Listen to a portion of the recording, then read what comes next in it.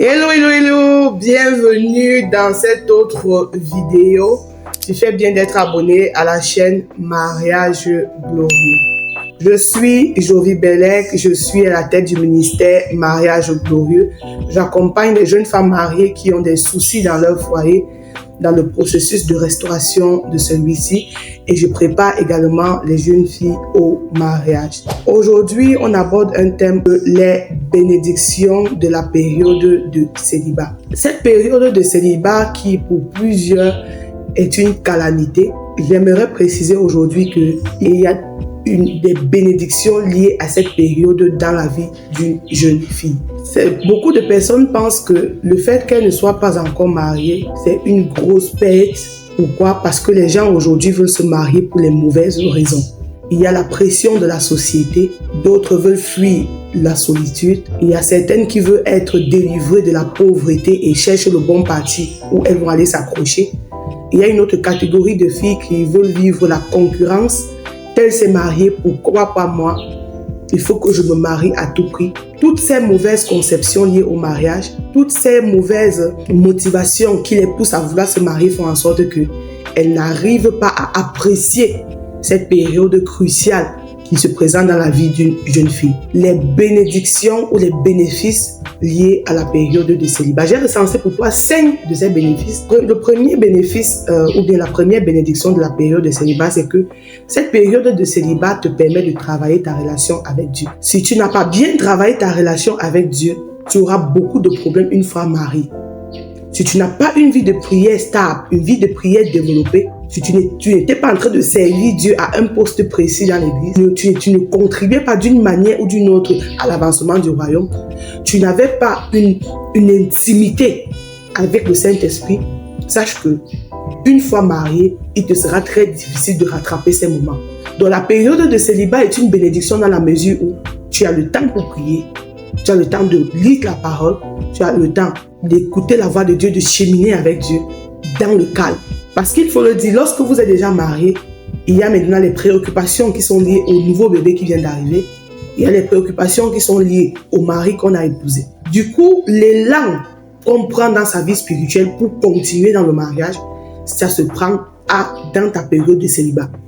Et lorsque tu as raté ça, ça demande de la miséricorde vraiment pour une fois dans le mariage reprendre à zéro et vraiment se relever. Donc cette période de célibat est un levier pour toi en tant que jeune femme pour bâtir une relation forte avec le Seigneur qui une fois dans le mariage va te propulser, va te maintenir dans un cap de stabilité dans ta relation avec Dieu et dans ta communion avec le Saint-Esprit. Le deuxième bénéfice ou bien la deuxième bénédiction du célibat, c'est que le célibat te donne l'opportunité de peaufiner tes dons et tes talents. De peaufiner tes dons et tes talents. Je dis souvent que nous autres, nous avons eu la grâce que c'est une fois dans le mariage qu'on a vraiment su pourquoi est-ce que nous étions venus sur la terre, que nous avons finalement su le but pour lequel nous avons été créés. Et en ce moment-là, c'est délicat de pouvoir imposer ça au conjoint qu'on a épousé, pas avec cette casquette-là. Mais lorsque tu es célibataire, tu sais exactement le but pour lequel tu as été créé. Tu as déjà peaufiné tes dons et tes talents. Il est facile que l'homme qui te rencontre à cette étape-là va épouser cette vision, va être d'accord avec la personne que tu es, va t'accepter tel que tu es et vous allez cheminer ensemble. La plupart des filles qui ont découvert leurs dons et leurs talents et les ont peaufinés avant de se marier n'ont pas les mêmes problèmes que celles qui, une fois dans le mariage, ont voulu se réaliser. Et lorsque tu arrives dans le mariage, tu dis non, voilà, c'est que moi je veux devenir et tout. Pour la plupart des hommes, ça devient comme une forme de rébellion. Et pourtant, ce n'est pas le cas.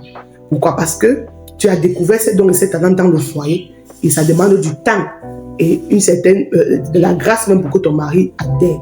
Donc en tant que jeune fille, prends ce temps de célibat, profite de cette période de célibat pour peaufiner tes dons et tes talents, pour savoir exactement ce que tu veux dans la vie. La troisième bénédiction qui est liée à la période de célibat, c'est que ça te permet de façonner ton caractère. Les démons et les montagnes que tu n'as pas pu aplanir dans la vallée vont te confronter une fois que tu seras sur la montagne. Le caractère de toute femme ou bien tout mauvais caractère va se révéler une fois dans le mariage. Le mariage, c'est un endroit où c'est une plateforme où tu ne peux pas cacher la personne que tu es réellement. Peu importe la personne que tu étais, le mauvais caractère que tu avais, même si aux yeux du monde, c'était invisible.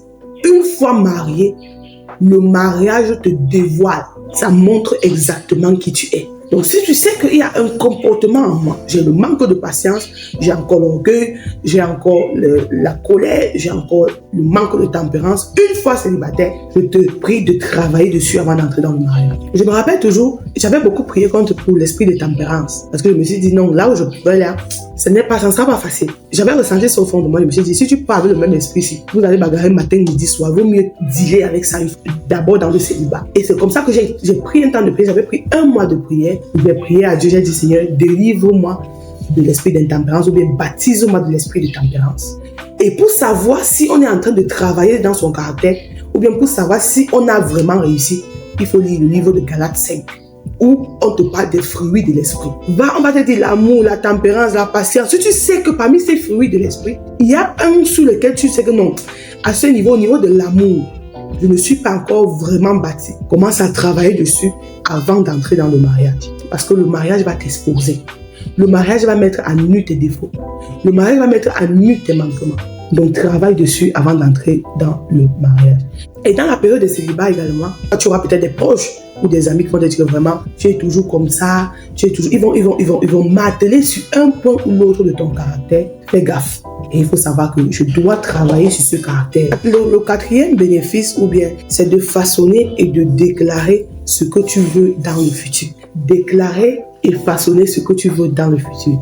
Le célibat te donne le temps de voir qu'est-ce que je veux réellement dans la vie, où est-ce que je suis en train d'aller. Tu auras un cahier de déclaration où tu vas déclarer sur le futur conjoint que tu aimerais avoir. Tu vas déclarer sur le type d'enfant que tu aimerais avoir, sur le type de vie que tu aimerais bâtir, sur le type de femme, d'épouse, de mère que tu aimerais devenir. Donc, dans cette période, tu dois avoir un cahier où tu as écrit les déclarations que tu veux voir dans ta vie. Les déclarations, les choses que tu veux voir être manifestes dans ta vie dans quelques années. Le 5e bénéfice ici, c'est que la période de célibat te permet de faire le choix du conjoint. Parce que tu as travaillé ta relation avec Dieu, parce que tu as peaufiné tes dons et tes talents, parce que tu as travaillé sur toi et sur ton caractère, parce que tu as déclaré sur les choses que tu aimerais avoir. La période de célibat ici te permet également d'avoir une clairvoyance sur qui va t'accompagner dans ta vie, qui est-ce que tu vas épouser. Si tu as travaillé sur ces 4 éléments que j'ai dit plus haut, il te sera facile de savoir que voici le conjoint qui va m'accompagner.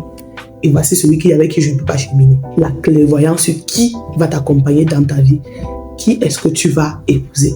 Et je vous ai dit dans l'autre vidéo que avant qu'on arrive à cette 4e question, il y a 3 autres questions. Mais la 4e question la plus importante dans la vie d'un être humain, c'est qui va m'accompagner dans la mission, qui va m'accompagner sur le chemin et sur la route que je m'apprête à prendre. Donc très important.